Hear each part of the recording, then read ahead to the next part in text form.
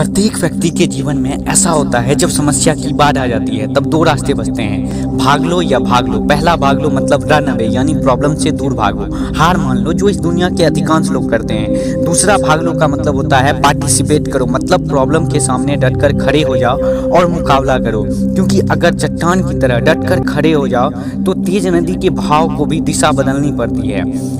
अब आप सोचिए कि चट्टान की तरह खड़ा होकर प्रॉब्लम को भागने पर मजबूर करेंगे या फिर रेत की तरह पानी के साथ बह जाएंगे। चंदन का वृक्ष खुशबू के लिए जानी जाती है, वहीं लोग भूल जाते हैं कि चंदन के वृक्ष में ही सबसे विषैला सांप रहता है। उसी तरह आपके जीवन में कुछ लोग होंगे या मिलेंगे जो बहुत मीठा बोलते हैं। जरूरी नहीं कि वो अच्छे ही हो सकता है कि वो मन ही मन आपके लिए शत्रुता पाल रहे हों। अत्यधिक मीठा बोलने वाले लोग से सावधान रहे। कमल का फूल कीचड़ में खिलता है, लेकिन फिर भी कमल अपने आप को कीचड़ से गंदा नहीं होने देता और भगवान को चढ़ाया जाता है। उसी तरह आपकी फाइनेंशियल कंडीशन, कास्ट, कलर, ये सब डिसाइड नहीं करता कि आप क्या बनेंगे।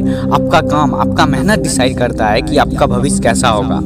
महाशक्तिशाली सूर्य को भी अपनी किरण को एक जगह केंद्रित करना पड़ता है, तब कहीं कागज में आग लगती है। उसी तरह आपको अपने लक्ष्य की प्राप्ति के लिए मन मस्तिष्क को एक जगह लगाना होगा, तभी आपकी लक्ष्य, आपका गोल आप हासिल कर पाओगे। शस्त्र जैसे गन, बम, ये सब हथियार हैं। अगर इससे किसी इंसान पर वार किया जाए तो वो मर जाएगा, लेकिन अगर हम कुछ बुरा किसी को बोलते हैं तो वो मरता नहीं और वो हमारे लिए दुश्मनी का भाव रखे रहता है, जो हमारे लिए खतरनाक होता है। एक लोहे को तलवार बनने के लिए आग में जलना पड़ता है, हथौड़े से अनेक बार चोटें खानी होती हैं, तब कहीं वो दुश्मन की गर्दन को जमीन पर पहुंचा देता है। वैसे ही अगर हमें महान बनना है, कुछ करना है, तब प्रॉब्लम फेस करना पड़ेगा, तब आपको वो मेंटल पावर, पेशेंस, ये सब बनेगा।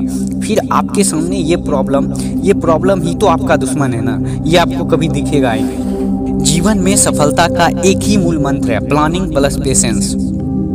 डिसीजन लेना तभी फायदेमंद होगा जब सही समय पर सही जगह पर लिया जाए, नहीं तो उसका कोई मतलब नहीं रहता। ओस की बूंद में इतनी भी ताकत नहीं होती कि वो किसी की प्यास बुझा सके, लेकिन करोड़ों ओस की बूंद मिल जाए तो नदी बन जाती है, और जब ढेर सारी नदियाँ मिल जाए तो महासागर बन जाती है, और महासागर में इतनी ताकत होती है कि पूरी दुनिया का नाश कर सकती है। इसीलिए एकजुट रहे। प्रॉब्लम कभी बताकर नहीं आती, दुश्मन कभी पूछकर हमला नहीं करते। ऐसे सिचुएशन में कुछ टाइम निकालकर प्रॉब्लम से निकलने के बारे में प्लानिंग करें और पूरी शक्ति से प्रॉब्लम को खत्म करें। पेड़ का पत्ता पहले हरा होता है, फिर वर्षा ऋतु में बढ़ता भी है, लेकिन जब पतझड़ आती है तो वही पत्ता इस पेड़ का साथ छोड़ देता है, लेकिन फिर भी पेड़ मरता नहीं, क्योंकि वो अपने जड़ के भरोसे रहता है। इसीलिए ऐसे लोगों से हमें सावधान रहना चाहिए जो सिचुएशन बदलते ही आपका साथ छोड़ देते हैं। विश्वास करना है तो खुद पर करें, औरों पर नहीं तो वो आपका साथ छोड़ देंगे।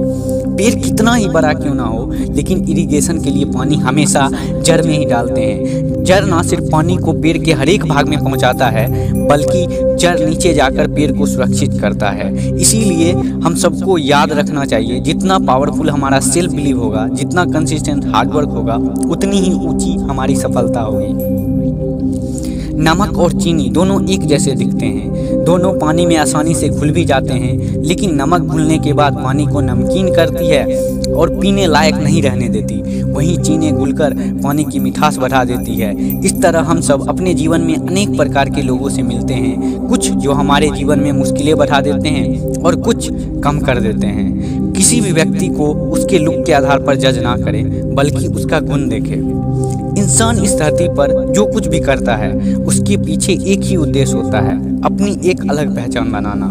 लेकिन पहचान बनती है कर्म से, इसीलिए कर्म करते रहिए, वो आपको इस भीड़ में भी एक अलग पहचान देगी।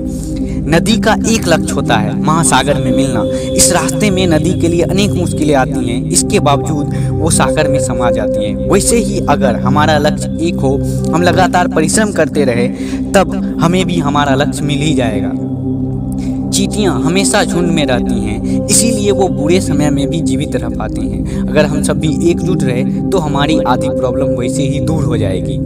हजारों साल पहले किसी मानव ने 2 पत्थर को घिस करके आग जलाने की कोशिश की थी। उस समय भी कुछ निगेटिव लोगों ने मजाक उड़ाया होगा, वैसे ही आज भी जब कुछ नया करते हैं तो लोग आपका मजाक उड़ाते होंगे, लेकिन आप काम करते रहिए। कल आप अपने उद्देश्य में जरूर सफल होंगे। अगर कोई आम का बीज लगाए और उसकी खूब देखभाल करे तो क्या 3 महीने बाद आम के फल आपको मिलेंगे। चाहे आप कितनी ही मेहनत क्यों ना की हो, आम के फल आपको कुछ साल बाद ही मिलेंगे। सिर्फ मेहनत से कुछ नहीं होता, धैर्य भी बहुत ज़रूरी होता है। कभी कभी फल मेहनत के हिसाब से नहीं बल्कि समय के हिसाब से मिलता है। Thanks for watching video.